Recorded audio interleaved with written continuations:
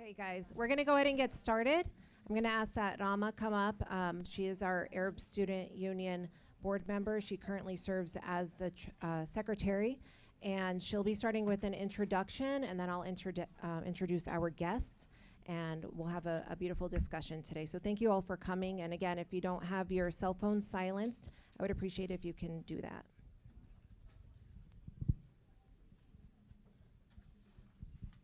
Hello, everyone. How's everyone doing today? Assalamu alaikum. How's everyone doing? Good, good.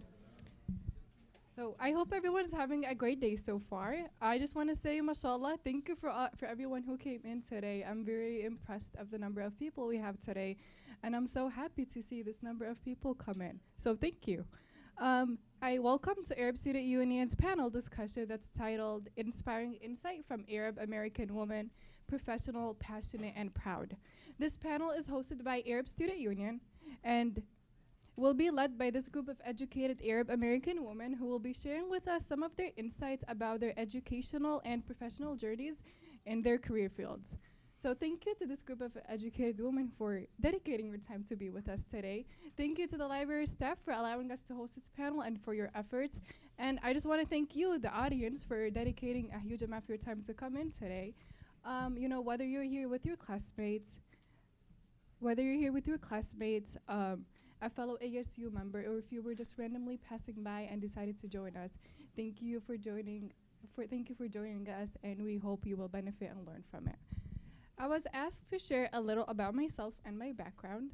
My name is Rama Diab. I am originally Palestinian. I lived in Palestine for 9 years. For my Arabs in the audience, I come from a village. I'm pretty sure probably half or most of you have heard about it. I'm from the village of Zayyad that's located in Ramallah. I lived there for 9 years, and I came to the States 5 years ago. So I learned Arabic as my first language and English as my second language. So I haven't really been here for that much of a time. I lived the majority of my life overseas. As a result, for living there in 9 years, as I said, I learned Arabic as my first language and English as my second. This is my second year last semester at Marine Valley. I am majoring in elementary education, planning to pursue my bachelor's in elementary education and minoring in ESL education. I'm transferring to Lewis University by next fall, inshallah. So wish me luck. I still can't believe I'm graduating in May, which is less than 2 months away, but it passed by so fast. Amra, I'm involved in ASU, Arab Student Union, MSA, PTK, the Honors Program, and the Student Library Advisory Board. In addition to that, I am also a student worker here at Marine, which is amazing. It is overwhelming sometimes, but I'm truly grateful for every single opportunity I had on this campus, such as standing here in front of you guys that I never thought would happen or expect. But, you know, here I am standing in front of you guys. So thank you, everyone, for giving me this opportunity. Thank you, Lena, my ASU advisor, for supporting me all the time. However, I'm standing here today to represent Arab Student Union. I joined this club after I won their Arab American Academic Excellence Scholarship this year. And after I won it, I wanted to give back to this club and college by being a member of this club and so many different other clubs. So every single opportunity I had in this club allowed me to reflect back on my leadership skills and learn so many different skills. I was was expecting to be here today, as I said, but it allowed me to increase my self-confidence skills and my leadership skills. It taught me the importance of building strong connections with professional and passionate people. I learned from their experiences as well. We are a club that represents all Arab students at Marine Valley. We host a variation of educational events that spread awareness of the Arab culture, such as Feast from the Middle East, where we picked a new country every month and talked about the culture and food of that country. Our goal through our events is to unify and bring all students together in a fun educational setting. Our club supports student involvement and fosters responsibility, dependability, and community service. The Arab Student Union also provides Arab students with an opportunity to maintain cultural identities, ideas, and share culture with their peers. So as I said, when I lived overseas for 9 years and I came here 5 years ago, I wanted to be a part of where I feel like a member or like where I feel like I can belong. So I joined Arab Student Union, and it was great for me because I was able to reflect back on my culture, my traditions, and my food and what I learned from overseas. So without further ado, the purpose of this panel is to celebrate Arab American women, to show the diversity of the various fields that Arab American women work in, and for you, the audience, to hopefully learn and benefit from them. This could be a future career for you, and hopefully by talking with them, you'll be able to ask them questions about anything you want, and hopefully you'll be able to learn and benefit from them. Hopefully you can pick your fields of study, and it could also be a future career for you. So I would like to express the purpose of this panel in Arabic to my Arabic speakers in the audience. So الهدف من هذا الاجتماع أو الإيفنت هو الاحتفال بالمرأة العربية الأمريكية. الإظهار تنوع المجالات المهنية اللي بتعمل فيها النساء العربيات في أمريكا. إن شاء الله بتستفيدوا من خبرتهن في الحياة وخبرتهن في شغلهن، والحديث معهن قد يكون سبب إنكم تختاروا مجال دراستكم في الحياة أو حتى يمكن مهنة مستقبلية لكم. فإن شاء الله بتستفيدوا منهن. And again شكرا إنكم جيتوا. The women we have with us today are a great representation of what successful Arab American women can offer to any individual. Whether you come from an educated family or not, we all have something to share with others, and we all have something to offer to the public and change their views about our culture and traditions. To the surprise of many, we do not belong to the kitchen as many view us. We are so powerful and educated and are all capable of building a new generation of educated and inspiring individuals. Therefore, I'm extremely excited for this opportunity to meet these amazing women and to be here with all of you guys and learn from their educational and professional fields. Thank you to the group of women for volunteering their time with us. Thank you to the library staff, and thank you, the audience, for coming here today. I would now like to introduce the Assistant Dean of Learning Enrichment and College Readiness and our ASU advisor, Dr. Nina Shumenda Jain. Thank you all.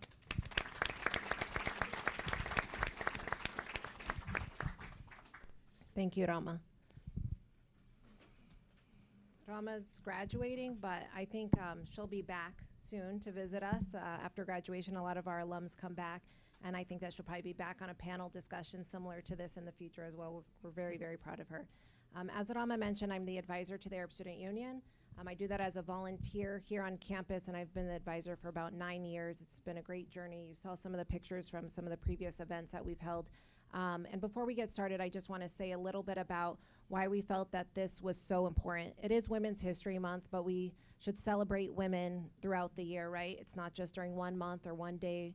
And as the Arab Student Union, part of the job that the students have on campus is to educate the public, our community, our staff, our students about not just the culture and some of the issues that are happening in the community and how those issues are combated, but also to celebrate the successful people in our community and for them to come back and mentor and give back to our students and to create that kind of exchange and dialogue between our students and our community members. So that's what we're doing today. And many of our panelists are alumni of the college, and they're excited to be back to do that. Why do I have some pictures here of people that are not on our panel? Many of you may recognize some of these women, congresswomen, activists, educators, professors, journalists. And why are they on the screen? Because these are some faces that many of you may be familiar with on a national level or even international level that represent Arab and Muslim women in society that challenge the typical stereotypes of Arab women in the West. And I think what you'll find today from some of what our panelists are going to be saying also challenge those stereotypes.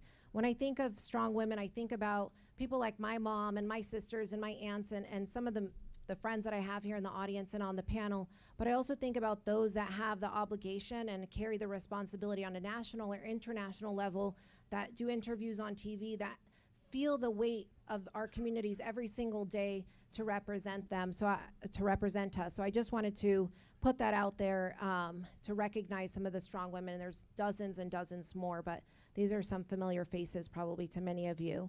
I also wanted to say that, for those of you that know me and have heard some of my presentations in the past or know a little bit about my research on Arab Americans, you're aware that I consistently talk about the contributions of Arab Americans to society for generations. For over 100 years, Arab Americans have been giving back to American society, have served in government and politics and the healthcare sector and the nonprofit sector. So what the women are representing today is not something new, but it's something that needs to be highlighted more and more, because we don't hear these stories enough, specifically in the media or in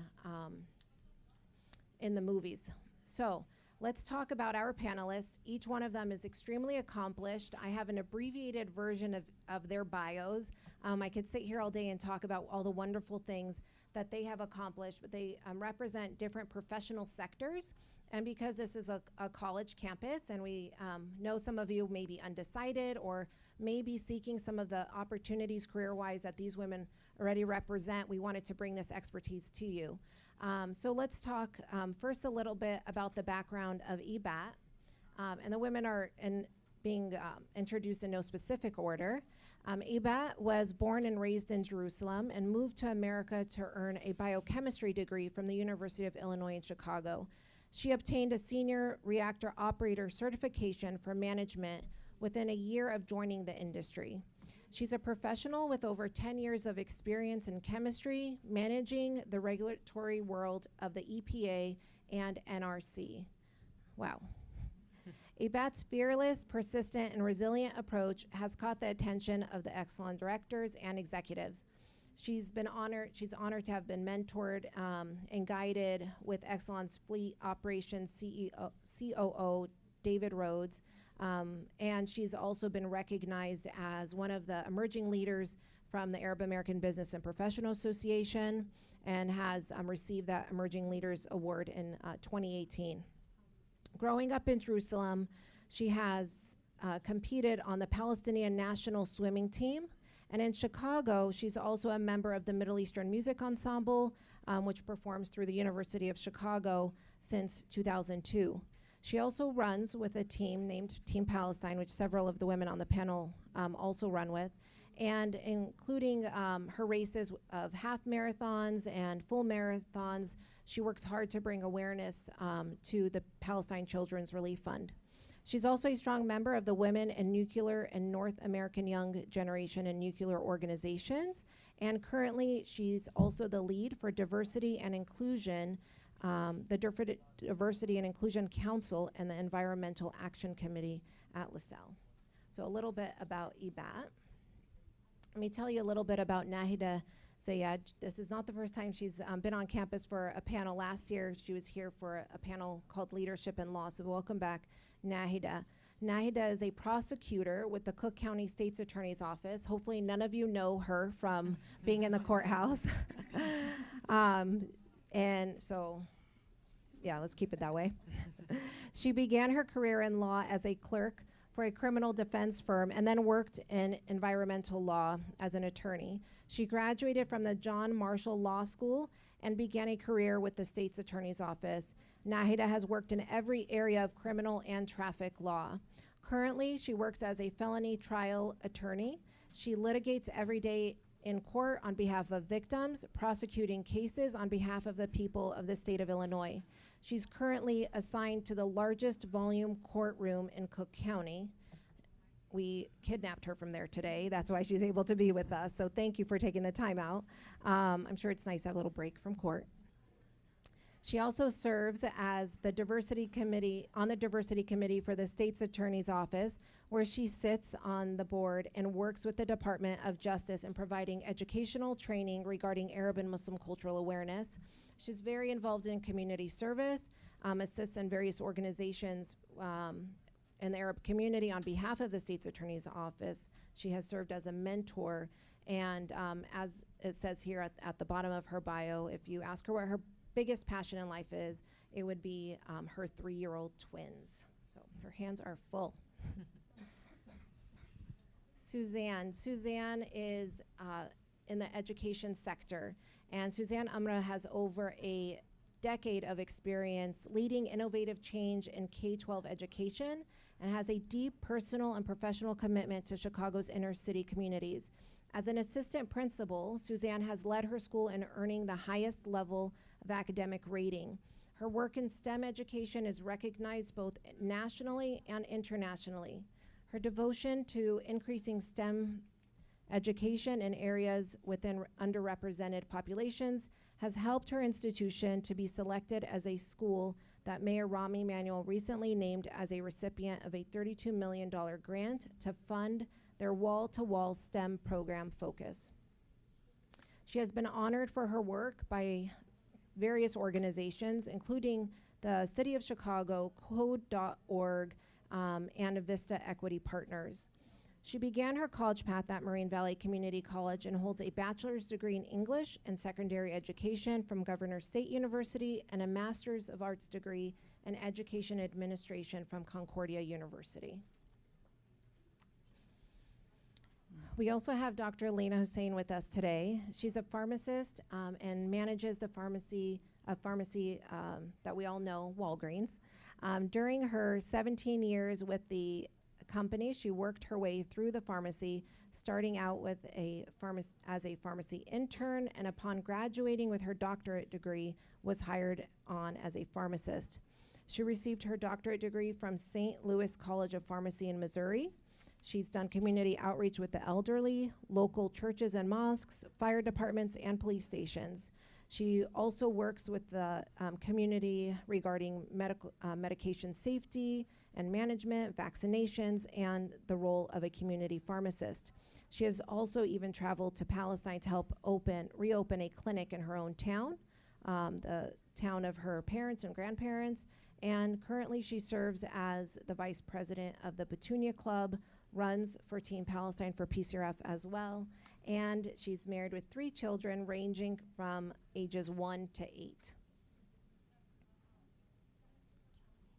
Also with us today we have Shadin Maali. Shadin works currently as a principal in Allen Austin Gaines International's architecture, engineering, and construction practice. She is involved in various aspects of the research process and deeply values the impact of the search business and how, excuse me, sorry, this is a mouthful. She deeply values the impact that the search business has on the candidate-client relationship. Prior to rejoining Gaines, Shadin's work experience in education, healthcare, and non-for-profit sectors helped to give her invaluable knowledge and insight into the unique and distinct work cultures of organizations. She focuses on building relationships in her professional life as well as in the community, and believes strongly in her serving her clients' needs. She has received her Bachelor of Arts degree from University of Illinois Chicago, and in the topic of organizational psychology. She's also the member of several organizations and committees in Chicago, and she also has run various marathons with PCRF through Team Palestine, raising funds for the children's nonprofit organization. She's the mom of 2 and lives in Orland Park. Sorry I'm going through this so quickly, you guys, but we want to get to the meat and potatoes of today's discussion, which is hearing from our speakers, but I do think it's important that we give them a proper welcome. Reem Ali. Reem just got off a plane from Palestine a few days ago. She's probably still a little bit tired, a little jet lagged. She's devoted her career choice for people living with mental health and people who need assistance with goals and treatment plans outlined by therapists. Her education includes being an alum of Moraine Valley Community College, a Bachelor's of Science in Clinical Psychology with honors from St. Xavier University, and a Master of Arts degree in counseling, specializing in forensic psychology with honors from Adler University. She comes from a big family. I think many of us Arab women do come from big families. And she was also the first girl to finish with her master's degree within her immediate family. Also a member of Team Palestine for PCRF. She just returned from running in Bethlehem. And she loves travel and volunteering. She's currently an intake clinical counselor for individuals at Streamwood Behavioral Health Care, and she thanks Moraine Valley for the successful path that she's walking in today. So thank you, Reem, for coming back. So let's now talk to our ladies on the panel. We know a little bit about them and their background. And one thing that I was interested in hearing from you today is if you could just tell us a little bit about why you decided on this career path. What are some things that inspired you, and any advice that you would give to audience members that are interested in such a career path? And if you want, you can respond. If you'd like, you can pass on the questions that are asked. But if you could each tell us a little bit about why you chose your career path, any advice that you would give to someone interested in this career path, and then what are some things that inspired your choice in your career path, okay?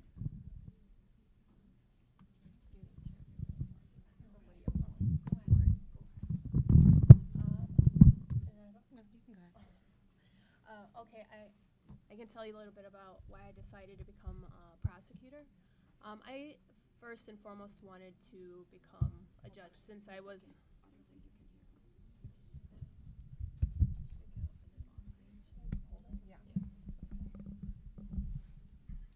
when I was a little girl. I remember telling my mom I was around the age 8 or 9, and I was watching court TV. It was Judge Wapner.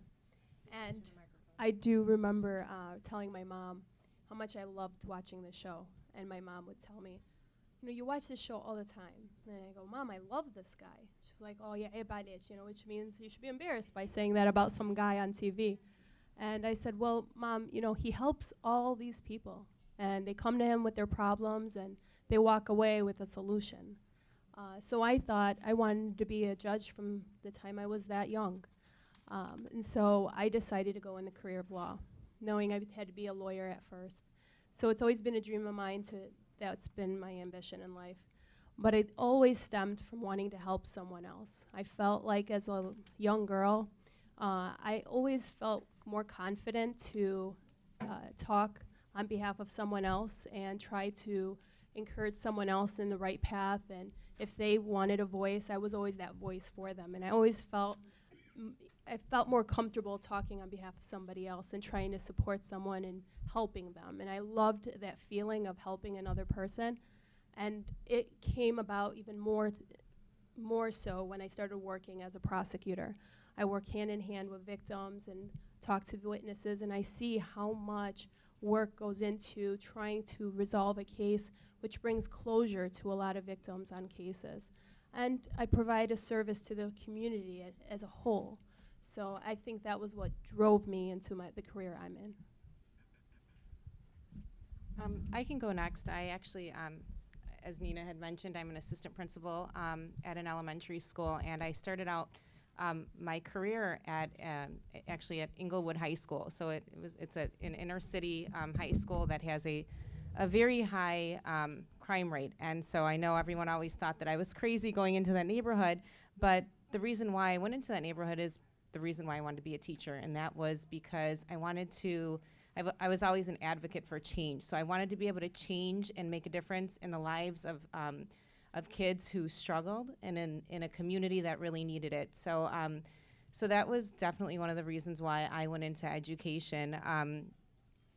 I also just, you know, really just wanted to I had this vision for certain communities and for certain students, and I knew that being in that neighborhood and being in those areas was something that I can actually make a difference with. So I know it's kind of cliche wanting to make a difference, but it's something that I always had a passion for. So going into education, I thought was the best way to do that. So I just always thought that it was important to be able to do something like that. And I think the next question was, advice that I would give is, and I always do give this advice to our youth, is to never be comfortable with where you are, to always push for more, to have a vision and to always push through it, because we tend to get a little bit comfortable and settle. But I think that if we just keep a clear vision in our mind of our goals and where we want to go, that it allows us to drive ourselves and to just kind of keep on pushing and to make strides in this world. So I'm a little different. I really didn't know what I wanted to do. I actually wanted to do politics and government, and I excelled in chemistry and sciences in high school. I really worked hard. I'm not a very good test taker, standardized test taker, so I had to work my butt off to excel in the classroom. And then I pushed myself so much that I ended up taking summer courses at Moraine Valley to further my education in high school to get to where I'm at. Like I said, I excelled in the chemistry, so I knew that. But I really liked politics and government, and my government teacher said, Lena, no, pharmacy is where you should go, and that's why I chose pharmacy, to be honest.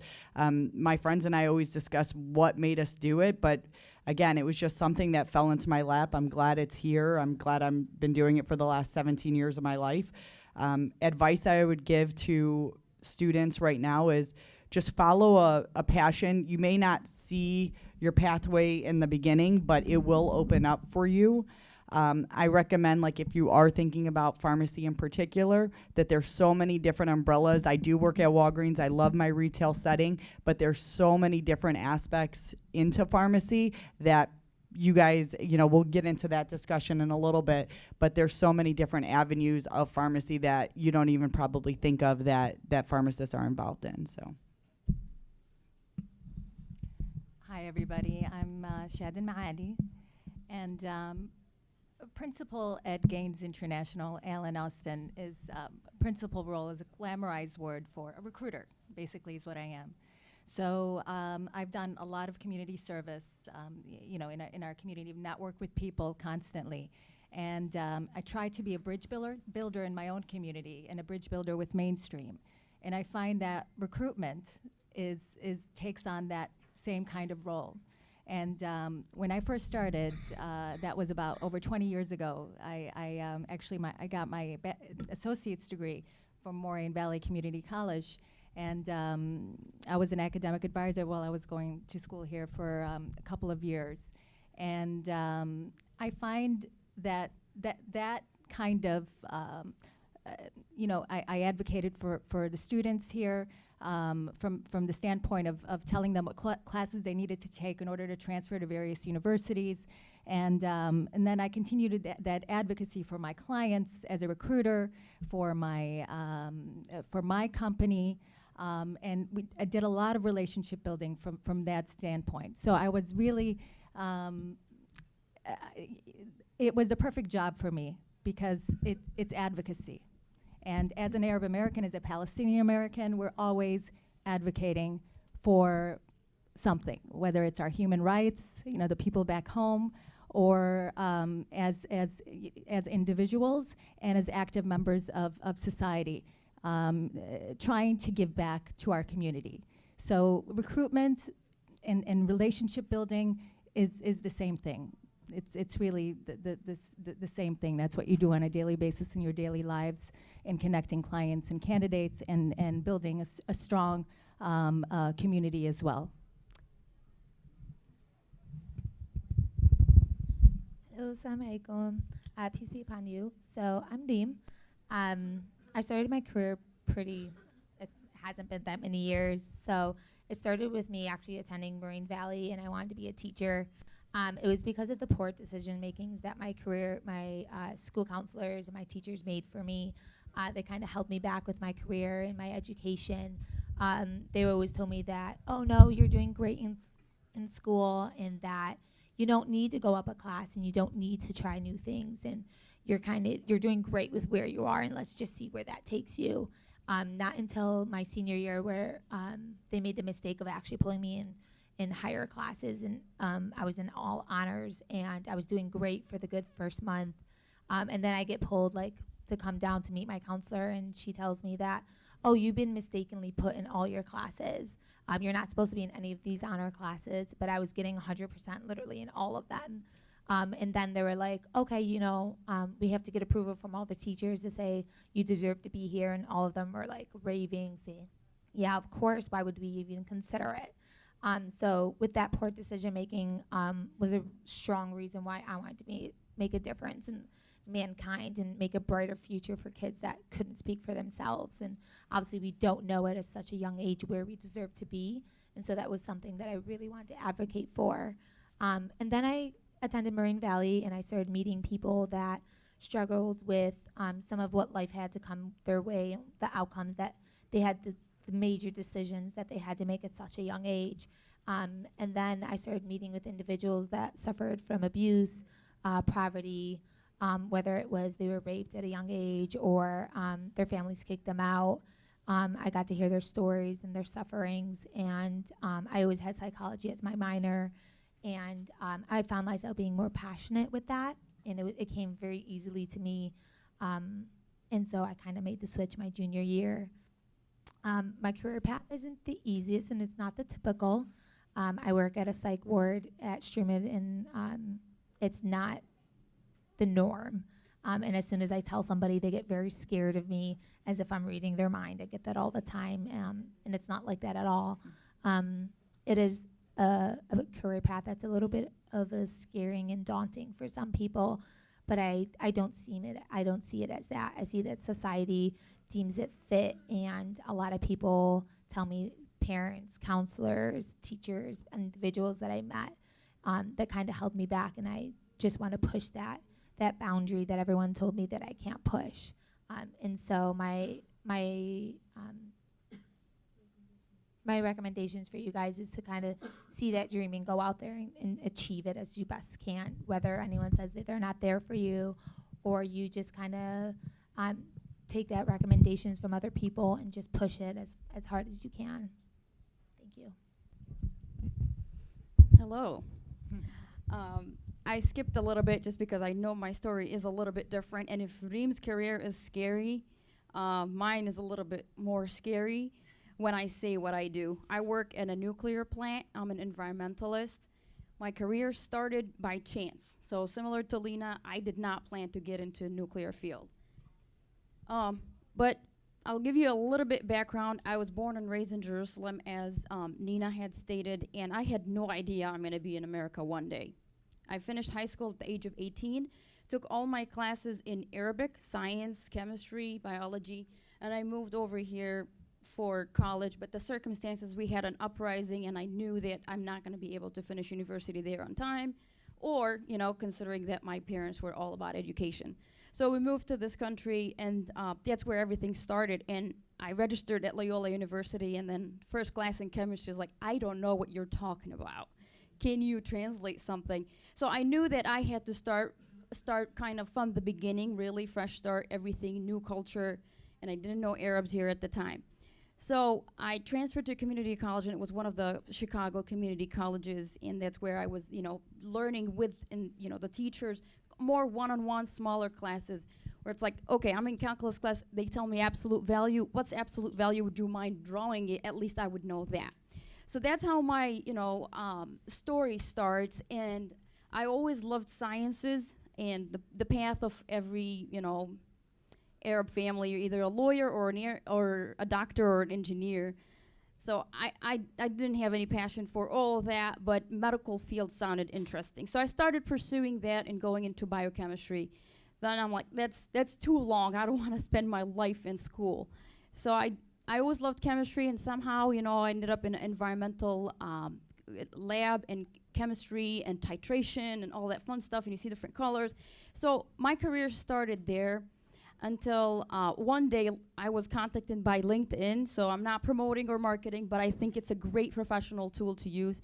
I was kind of found on LinkedIn by Exelon Corporation, and I'll tell you more about it. It's basically the back end of ComEd.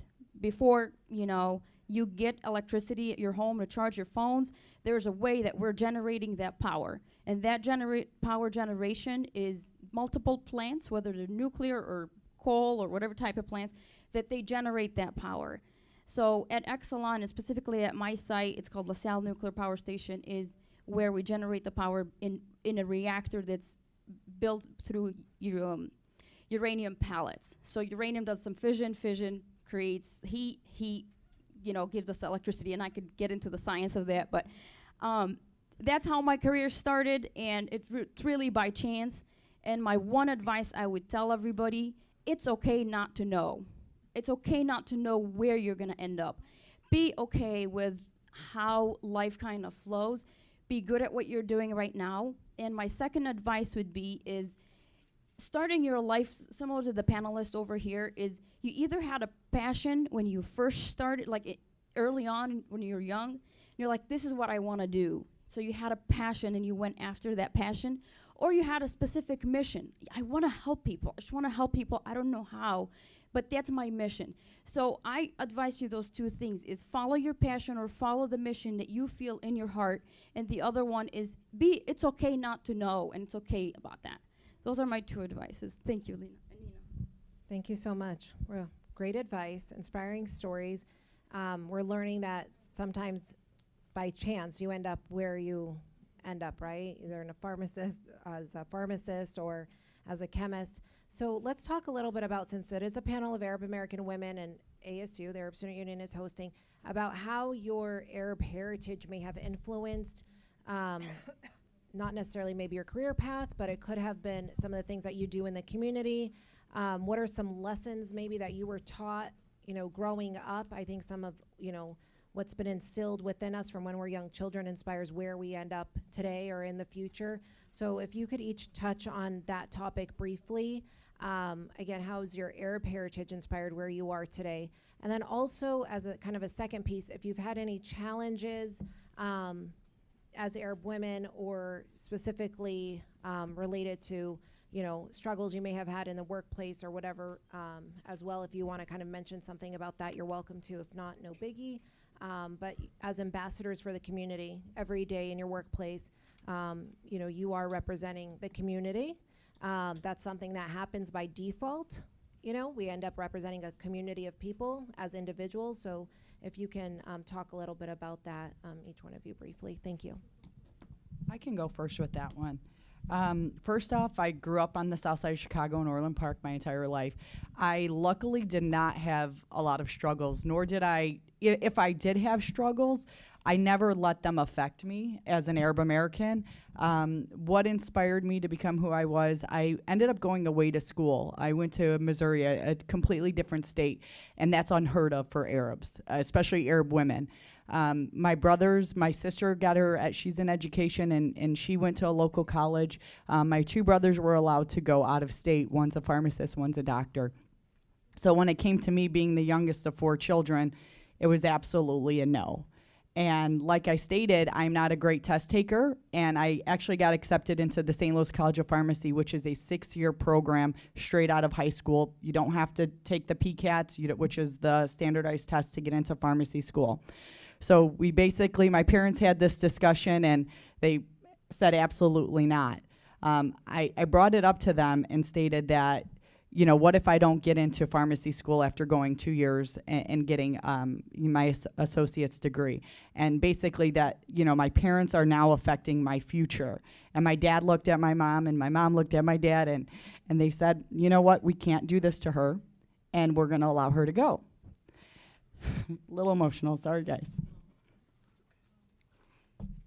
I promised my parents that after 2 years I would come back. And after 2 years, I took the PCAT, and they looked at me and they said, you're settled, you have a family out there, and you have friends out there, and you are okay.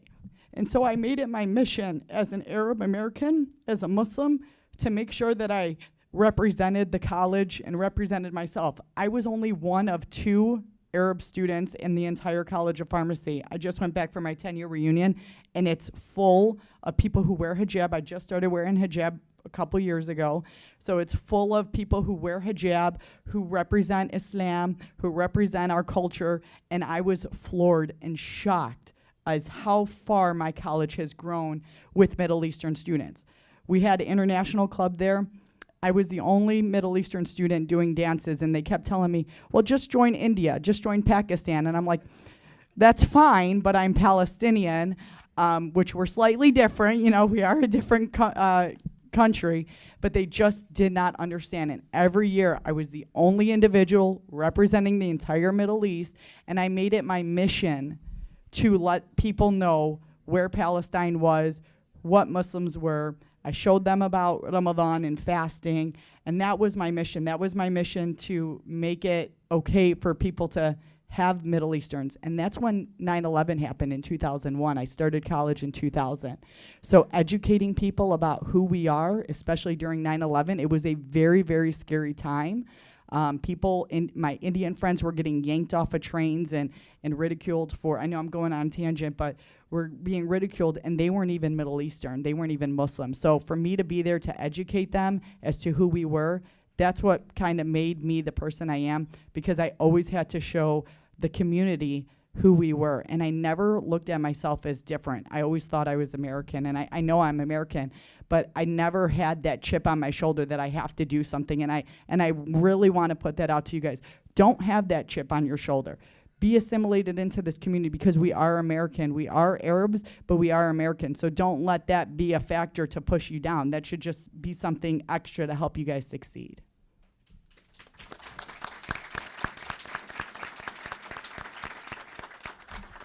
I think I can kind of piggyback off of Lena when she speaks of representation. I think that as Palestinian Americans, Palestinians are very proud people, right? Like, we're very proud of who we are. We're very proud of what our heritage is. We're proud of our culture. But I think that there is a part of us growing up in this society is that we always feel like we have to show everybody who we are, and we always feel like we have to explain who we are. And I think I got to a point where I was just unapologetic of who I was, and I became very proud of being Palestinian. So one of the ways that my heritage has really, really influenced me is, one, I come from a very strong line of women in my family, so I have no choice but to be proud and strong of who we are. I don't know if anyone is familiar with the town of Beit Hanina, but my mom is from Beit Hanina, and it's something that's very, the women in Beit Hanina are very strong, and they really are an excellent example of what our heritage is. Our heritage celebrates women. Our culture celebrates women. Our religion celebrates women, and that's something that we feel like we need to do on a daily basis, and something that we need to teach our kids, and something that I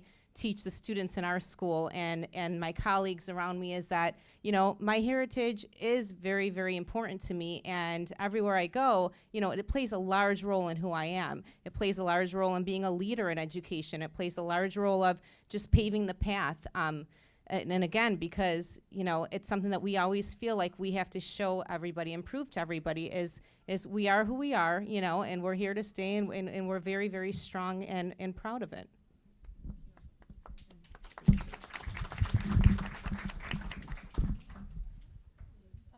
Okay, so I would say I take those words that Lena said very truthful, because I never felt that being a Palestinian woman was ever a chip on my shoulder. I was a proud child growing up, learning about my heritage from my parents, because I'm first generation here. Both my parents were refugees of the '67 war between Palestine and Israel. I loved my background. I love being Palestinian. I always thought of myself as American because I am American. I just loved telling people who I was, and it was just a part of me that I felt was a color. It was color. It was something amazing, and it was something great when I was able to tell someone about my background that didn't have any knowledge about, and thought it was inspiring or thought it was something amazing to hear. And I thought that was great, because that's just who I am, and someone else was enlightened by it. Till this day, I still do that. I do it as an attorney.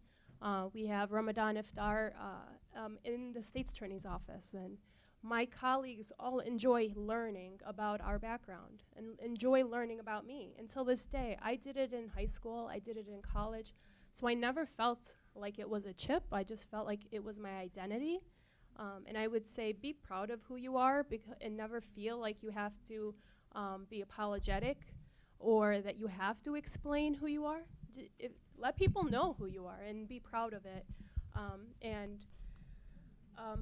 And I would say the lesson I learned was that every time I was open about who I was, where I come from, and what I do, and traditionally what we do as Palestinians, Middle Eastern people, the lesson I learned is people are accepting as long as they learn, and there are so many people willing to hear you out, and don't let the negativity mute you, you know, be vocal. And then as far as challenges, I know there are people who, there's intolerance, and I would say the intolerance comes from ignorance. So the more you are vocal and proud of who you are, the more you're going to dissuade those type of ideologies, those type of those ideas that people have about what a Middle Eastern woman or how she should be acting, from both spectrums, from the Western culture and also from our traditional background. So just be true to yourself, be proud of who you are, and unapologetic.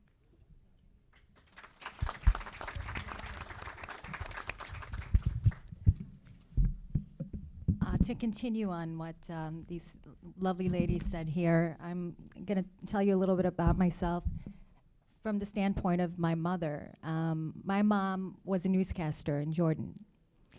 She was disabled. She had polio when she was 2 years old. She did not ever let that stop her from getting involved in being a pioneer in the media industry. She let that drive her to be a strong, independent woman. She's had 13 operations when she was a child to correct her gait. She emphasized to me the importance of the role of Arab American women in today's society, that as we're depicted many times so negatively in the media, we're shown as weak, as passive, as oppressed. But in reality, it's the opposite, especially Palestinian women. We're very resilient. We built up our communities. We are the reason why,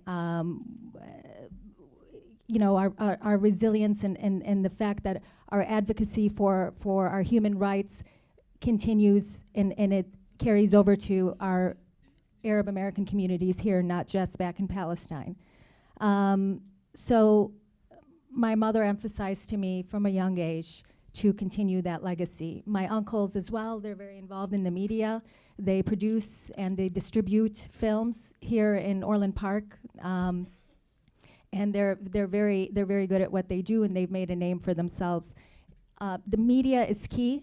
You know, the media is key, and it's all about presenting, showing the reality of what we are truly here in the Arab American community, not what we're portrayed as a lot of times in the media.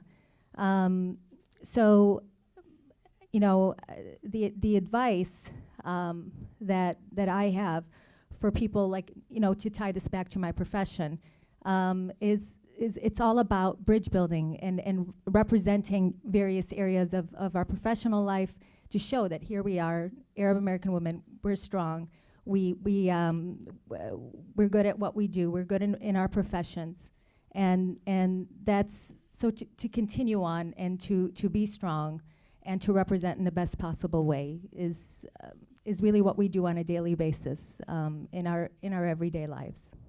Thank you.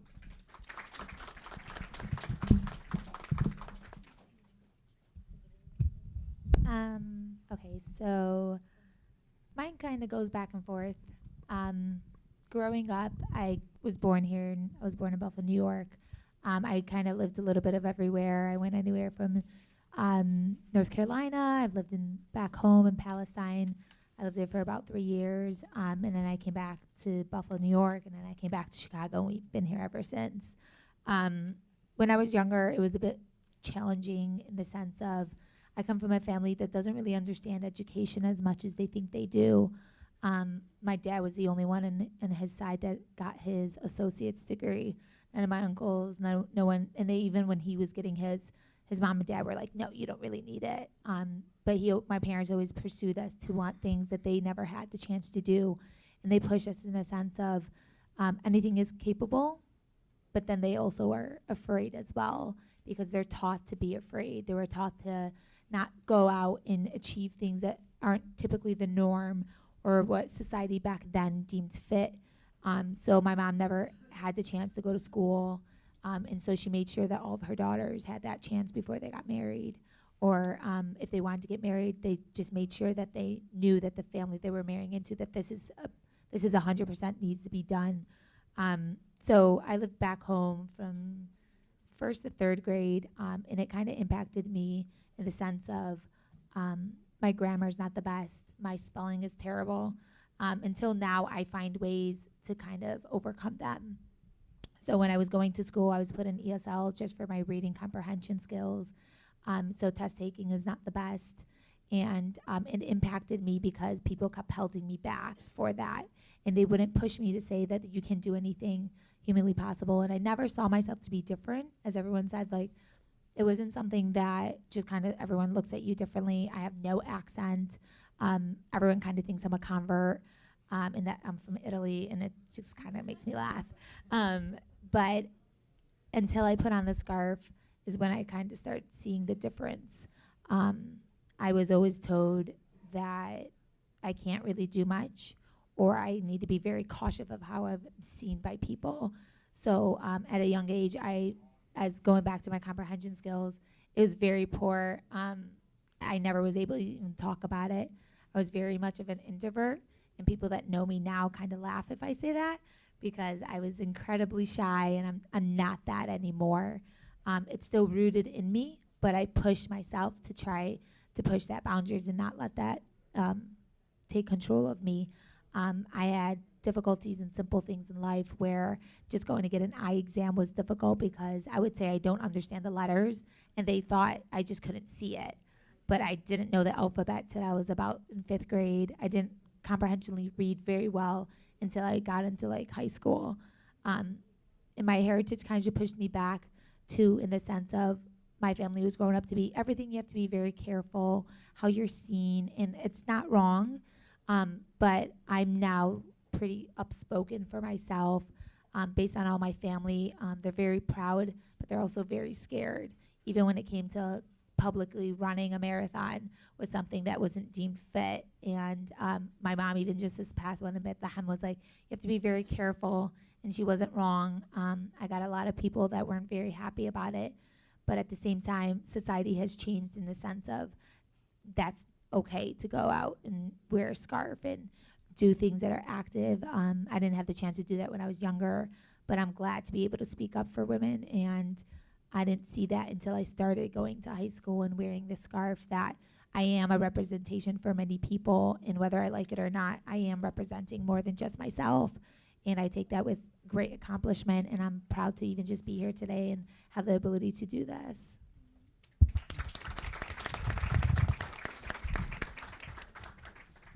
All right, I'm going to keep it in short. So she asked 2 questions about what inspired you. I am a Palestinian ambassador in this country every step of the way, whatever I do. That's my title. Whether you see it or not, this is who I am. At work, I have to represent myself. I'm the ambassador. How can I represent it best? In running a marathon, same thing. In here, how can I represent that? So I see myself as the Palestinian ambassador in anything that I do. And just the word Palestinian, I think our strength is not in our muscles. Our strength is the mental strength. We are so mentally strong that we're capable to be courageous, we're able to be persistent, we're able to be resilient, we have enough knowledge. We seek to understand, like, why are you treating me like this? Why do you look at me like this when I'm wearing a scarf? Why this and this and that? And educate people around us about who we are. We're not different. We're all human. We're all one. Just because I had to live through that, it doesn't mean that, I have to be mistreated. So I come with all of that under the word ambassador, and I try to live that every day. I'm going to bring positivity and change the views that the media put out there, about my country, about my people, about my heritage, about my traditions. So that's the answer to the first question. The second question is, what were the challenges? It's 4 numbers. 2001, that's when I moved here, and you know the rest. I moved exactly in July of 2001. September 11th happened just 2 months after. So a lot of things I had to build even extra strength to show who I am, to even be, I had to ask people, to slow down when they're speaking English, to repeat something. I knew English from grade 1, and, that's a blessing, because back home they teach us multiple languages, and they push us to be very strong at it, and the education system is very, very well. But you still, like, I learned British English, not American English. So some of the challenges just all fall under 2001. How are you going to just exist in a society that's all different? So those are my two answers. Thank you so much. I could sit here and listen to you guys all day. Everybody's so enthralled in the responses, so thank you. We're running out of time, so I want to try to get this question in and then maybe open it up for a couple of questions from the audience. If you can just share with us, I know a lot of you alluded to some of the community service that you do. I talked a little bit about it in the, in the bios. You have your education that got you to where you are today. You have your professional careers, but some of you are moms, some of you are doing community service, some of you sing in an ensemble, you're running marathons. So your whole identity is not wrapped up just in your career or just, being a mom, a daughter, a wife, a sister, an aunt, a niece, so on. Tell us a little bit about some of the things you do on your own time, community service-wise, some of the things that you might like to do, just for fun. Ebit, you sing. How did you get into that? You came here in 2001, and in 2002 you joined an ensemble with University of Chicago. She has a beautiful voice, by the way. I won't make you sing today, but maybe for another event. So many of the women up here run marathons, which I will probably never do in my lifetime. I'm okay with saying that. My husband has run a few with these ladies, and he's clocked the miles for us in our household. But tell us what got you into that. You're doing advocacy work. You're doing outreach in the community. You're working in the inner city school. So tell us a little bit about the community work, the extracurricular stuff. What got you into that, and why is that important as women to also have that outlet? Okay, I'll start on that one. So I'll go back. I'm an ambassador, and I'm going to fill in every single area, hobby, capability that I can to share who I am and share my voice in those aspects that I can introduce the culture and the heritage to these different people and these different diversity of people. And I don't just look at diversity, I look at the inclusion too. So you gotta find people that you wanna be included. We're different, but we wanna be included. So through my voice, by singing, I sing and people love my voice or attend these ensembles, and it's a 50 ensemble at University of Chicago, and they love listen to that. Some people, they're music driven, some people, they're just curious. So that's one of the things that I do. So that's the reason why, but the things that drive me, again, it's the being an ambassador and represent by including myself and understanding others and their diversity, and making sure that they learn about me as much as I want to learn about their diversity too. What's your favorite type of music to sing? Oh, I only sing Arabic, classical Arabic music. So I don't think my vocal cords can do English or American music, but I only sing Arabic, classical Arabic music. But that's one of the things that I do out just for fun, let's call it. I run. I think that was, harped on enough that, I run, and I don't run for myself. I run for children. I try to raise the money for the children to get, the medical needs that the medical that they need. So at that point, when, they tell you in a marathon you hit a wall, that mental strength is what carries me. My muscles don't carry me. Maybe my heart continues to beat, and my heart rate is so, high, but all of that mental strength is what carries me through. And I keep remembering, I am representing, I am an ambassador. So I'll just leave you with that word, and thank you.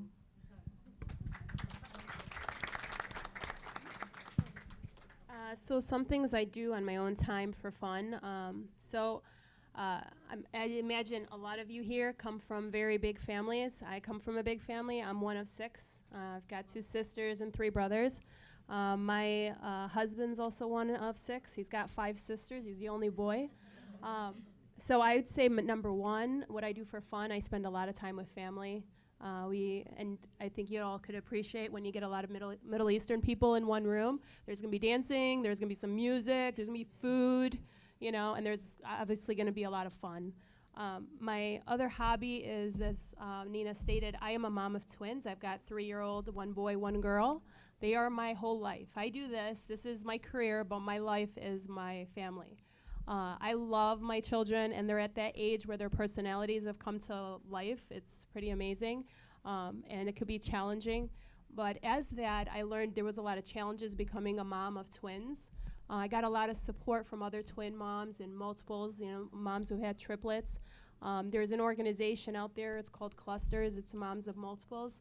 I got involved with them, and so through that, on my free time, we do a lot of philanthropic, which means we do a lot of community service. There are new moms who need the help. Sometimes we'll go watch the kids while the mom could go take a shower, bring some food, because it could be very challenging, and just giving advice, even becoming friends on social media and giving advice, like how do I put 2 kids to bed so I could sleep too. The other thing I do on my free time, I teach police officers, investigators, attorneys, advocates, firefighters, all types of first responders. I've been vetted by the Department of Justice, and I do a special training for those type of people in those professions on the Arab, American, Muslim culture. And you could imagine the challenges they face going into intense situations and things that, and something I alluded to before, a lot of ignorance comes from, a lot of intolerance comes from ignorance. And when others learn why we have a specific, what our culture is about and why we do things, what's it symbolic of, what does it signify, why is it important to us? And it's not discriminatory against any other person. It's just important because this is our heritage, this is who we are, and this is our values. Everybody has a moral compass, and I live by this moral compass, and I do that on my free time, and I've been doing that since 2006. And I do philanthropic work, and all of that is my fun time. That's stuff I do on when I'm not working, and I'd say that's what some things that I do for fun. Well, there's a couple things that I do for fun, actually. I'm a mom of 4, so I will admit that I am a soccer mom, so I'm constantly at soccer games, sometimes 3, 4 on a weekend, so it takes up a lot of my time with my beautiful children. But another thing that I really do for fun, or do because it's very rewarding, is my work for advocacy in underrepresented populations. It really just really drives me, and it drives my role as an educator, because there's one thing that I always go by, is that education really does can change an individual in so many different ways, but more importantly, it can really transform a society, and that's something that I love to get involved with, and I love to give back with, because I know that is the end goal for my work. So that's what I really enjoy doing. I like getting out in the community as a pharmacist, so I go to a lot of like healthcare fairs, and I talk to a lot of children about what medication is and that it's not candy and not to take stuff like that. I have a very supportive husband that allows me to get involved in a lot of activities. Sometimes Middle Eastern men are represented as suppressors, which most of our husbands and the men in our community are very supportive of the women. So as Nina said, we do train for marathons. So I had a 1-year-old or a baby April 1st last year. And so part of my passion and part of that release of just to get out of my own head is to run. So I did a lot of 4 a.m. runs before the kids woke up, and a lot of midnight runs after putting the newborn to bed. So that's what I'm passionate about. I'm passionate about getting out. As Nina mentioned, I reopened up a clinic in Palestine in my hometown of Batunia, and instrumental in finding different medical supplies, and they needed gurneys and just different things like that. So finding stuff in Palestine, it was actually a lot easier than I thought. So that's my passion, and I hope to go back at least once every 2 years to update and do that clinic every couple of years. To continue on to what Ebit and Lena said, I'm also an avid runner with PCRF. I've run 3 marathons, and multiple races to raise money for children in medical that need medical need. We bring them here, or we take doctors there for various medical concerns. Prosthetics is a big one these days. That's a big one. So back 5 years ago is when I got involved with PCRF, and that opened the doors to so many different organizations and involvement in the community. The media is very important, of course, in changing the perceptions. Education, Suzanne was saying, and political platform is really important. So that's something that I'm very involved in. As a matter of fact, I'm running for the Board of Trustees here at Moraine Valley, because I believe as Arab Americans, we need a voice. We have a large minority population here, but we have never had a representative on the board in the leadership role. So we need that, and that's why I'm running. So please, I'd appreciate your vote April 2nd. Anyway, so those are the things that I'm very passionate about. I have two daughters who are 14 and 12, who are involved in orchestra and dance and choir. I'm constantly involved in their functions and their events. So those are the things that I'm passionate about and that make me feel well-rounded as an active member of community.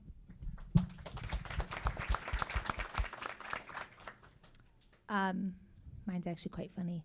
So I'm number 2 of 7, which means I'm always in survivor mode, which means I have to wake up at like 6 in the morning to try to get a hot shower. I have to run downstairs before the milk all runs out. I have to try to steal my favorite pair of jeans from my sister before she wears them and goes to school, because then I can't wear my favorite jeans. But those are just some silly things. My friends and family means the same to me. There's no difference, which means that I take very high priority in people that are close to me. I'm advocate, I'm a sister, I'm a daughter, I'm an aunt, and I'm an advocate for individuals that can't advocate for themselves, which means I love supporting people. I put people before myself, and everyone says that, come on, Reem, do something that you like to do. Take me somewhere you want to do.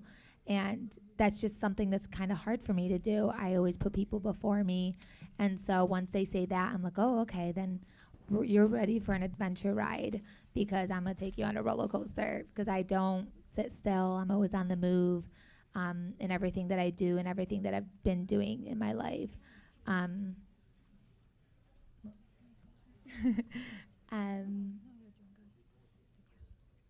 I just kind of want to thank you guys for being here. It means a lot to me, and it means a lot to me that I can stand here today and give this speech and even be asked to be here today. It means a lot to all of us, so thank you. We are going to wrap up in just a couple of minutes. I know some students, your class ends at 1:45, but we'd love if you can stay and hang out with us if you don't have to go to your next class. And then some of the classes end a little bit later, so we understand if you guys have to leave. A closing thought from each one of you, one last little bit of advice or something that you want to give.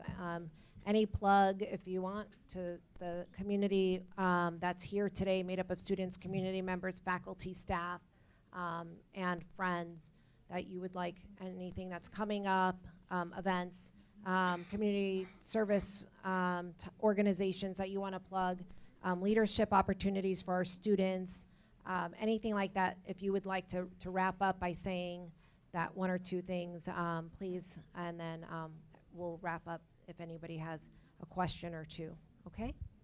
Ebit? Thank you, everyone, for being here. It is an honor. Thank you, Nina, for inviting me. It's a great honor, and I'm very humbled. I failed to mention that I'm on the board of Arab American Business Professional Association, and there's a program in that association. It's called Emerging Leaders. So if you're interested to learn more and give something back to the community through that program, please find the website and apply. And if you want to talk to me personally after, I could take your information. It's a simple application through their online, and we'll go through the process, and we will have the first inauguration, for you for that class is on May 2nd. So application has to be coming in before that. And thank you again. Thank you for allowing me to speak to you today and sharing my history with you, and thank you for asking me to speak. I would say, if you're interested in working in government, my biggest, my closing remark to you is, we need representation in every level, in every field, in every particular profession. Okay, so I find it necessary to tell people, if you're interested in government, give the state's attorney's office a try. If you're interested, there is an opening for interview. If you want to come and shadow, come and talk to me. You can come and see what it's like. It's a great profession. If you're interested in any respect, just put yourself out there. Go online to the Cook County State's Attorney's Office, or even the Cook County Public Defender's Office, and even, and just fill out some of those applications and put yourself out there. You never know what your future holds, especially if you're sitting today thinking, I don't know what I want to do. Give everything a try. You never know where your passion is going to lie. Again, thank you all for having us here. It really is a pleasure. It's so exciting for me to come back, because I actually took many classes here at Moraine Valley. So to come back and walk into this library, I actually told Nina, I said, wow, a lot's changed. You guys have a cafe now? We didn't have one when we were there, when we were at Moraine. But thank you for inviting us back here. And if there is anybody who's interested in education, I would love to be a resource. We do have so many opportunities in education, so many leadership opportunities. So again, I know that Rama, you said that you were interested in becoming an elementary school teacher. Please feel free to reach out to me. I'm always accessible, and I would love to hear from you guys. Thank you again. Sorry for getting a little bit emotional on you guys. I appreciate. Do not apologize for that. I appreciate the opportunity to come and speak. This is like my first public forum of actually speaking. If anybody's interested in pharmacy, I was told once by a CEO of, I think it was Google, but don't quote me on that Arabs need to hire Arabs, because every other ethnicity does it. And I am proud to say that I do. I hire everybody. I will take anybody, but I specifically will help and open my doors to any Arabs that are looking for jobs in pharmacy. It's not a guarantee that I can get you in, but that is one of my main goals, is to hire other Arabs, at least to give them a footstep in. And so far, I've been very successful at doing that, and I think we need to encourage each other to do more of that. As well as, they may not be the most qualified or the best qualified, but as long as we can train each other, it makes a big difference. So if you guys are ever interested in pharmacy, or just the different umbrella that pharmacy has, I'd love to speak to you guys more about that. So thank you. Thanks, Nina, for inviting me to be amongst these really lovely ladies, very accomplished ladies. And I'm honored to know each and every one of them. So if you have any questions about psychology, recruitment, or consulting, please feel free to come up and talk to me as well. I too believe that we need representation in every single profession.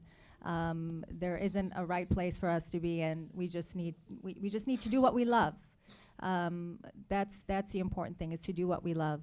And again, please, everybody in this room, if you can vote for me on April 2nd, so that we can have representation, and we can continue to work and elevate this fine institution to the next level.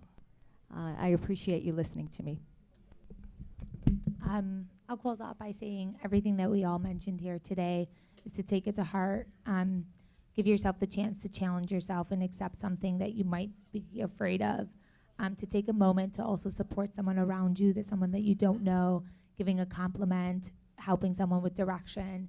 It means a lot. There's so many people in this world that have nobody and have no sense of direction. And sometimes it's the small things of someone just stopping and saying hello that makes a difference in their lives, or stops them from doing something that's going to take that away from them. As you know, I am running this in Chicago for the children of Palestine. So if you'd like to donate, please stop me, and I'll be more than welcome to give you my URL. Thank you, guys. Thank you. Like me, I'm sure you're all very impressed with our panelists today. We're very lucky and thankful that they were able to join us. As you know, they're all professional women with work, and they stepped away from their careers, their professional lives, time with their family, and other obligations to be here today. And we truly do, they came all as volunteers to support the Arab Student Union, to support the students at Marine Valley Community College. And on behalf of the Arab Student Union and Marine Valley Community College, we have a small gift that we'd like to give each one of you. And I'd like to thank our bookstore, the Marine Valley Bookstore, for their support in getting these gifts together. And they each have your name on them, so you can pass those down. Let's give them another round of applause.